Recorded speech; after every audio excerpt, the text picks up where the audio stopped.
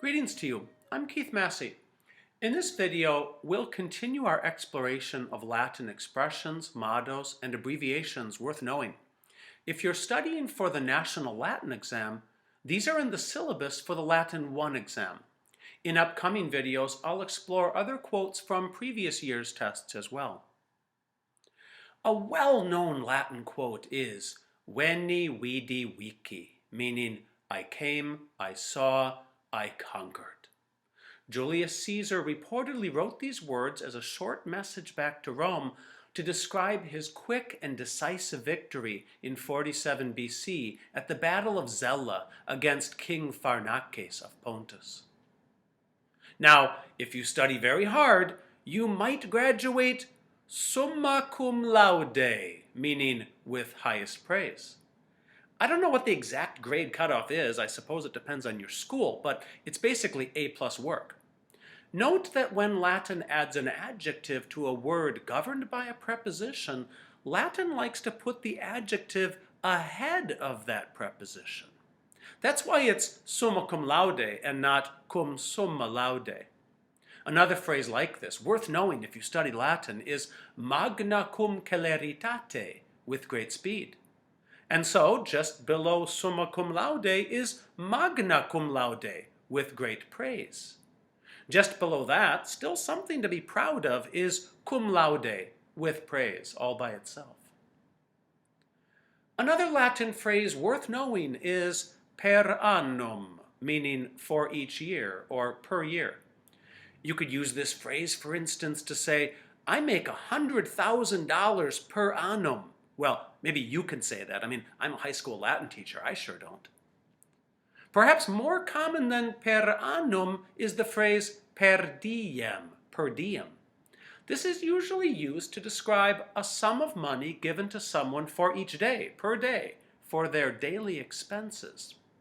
Now, when I was an intelligence officer for the United States government, and I was on an overseas deployment, I would be given a per diem for my meals, and it was usually way more money than I really needed, even if I ate all my meals in restaurants. And what you didn't spend out of your per diem was yours to keep. So we would make the joke, when you go on a deployment, it's carpe per diem, seize the per diem.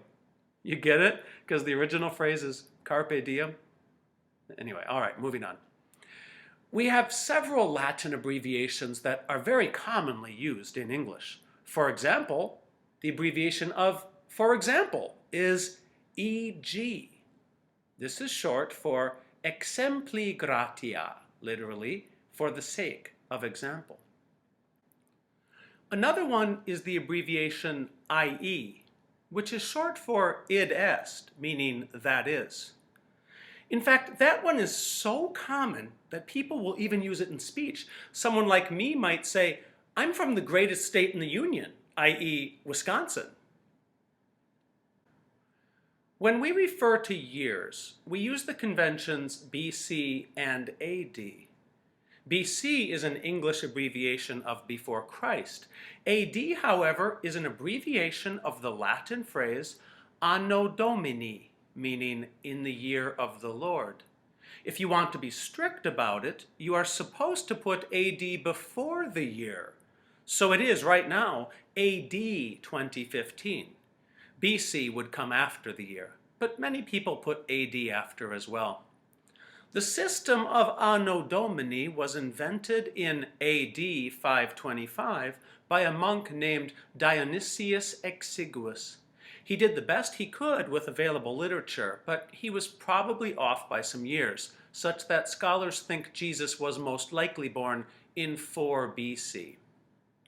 The Romans themselves sometimes counted years A.U.C.